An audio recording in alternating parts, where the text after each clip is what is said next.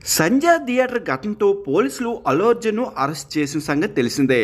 కానీ శుక్రవారం సాయంత్రం హైకోర్టు బన్నీకి మధ్యంతర బెయిల్ మంజూరు చేసింది.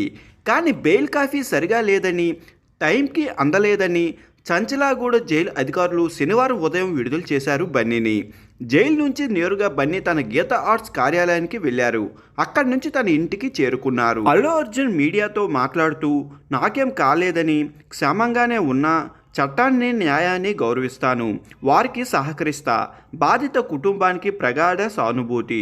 ఆ ఘటన మాకు తెలియకుండా జరిగింది, అయినా అది దురదృష్టకరం. గత 20 ఏళ్ళుగా సంజయ్ థియేటర్కి వెళ్తున్నా, కానీ ఈసారి అలా జరగడం దురదృష్టకరం. ఏం చేసినా కూడా వారికి జరిగిన నష్టాన్ని పోడ్చలేం, కానీ ఏం సాయం కావాలన్నా తోడుగా ఉంటా.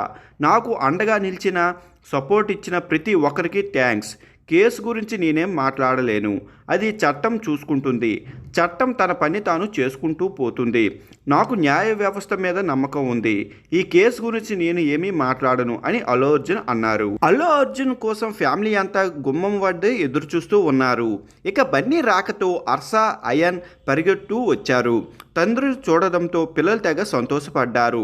పిల్లలు చూసి బన్నీ భావోద్వేగానికి గురయ్యారు. తన పాపను ఎత్తుకుని బన్నీ ముద్దాడారు. అయాన్ను దగ్గరకు తీసుకున్నారు. ఇక భార్య స్నేహారెడ్డిని హత్తుకుని ఎమోషనల్ అయ్యారు.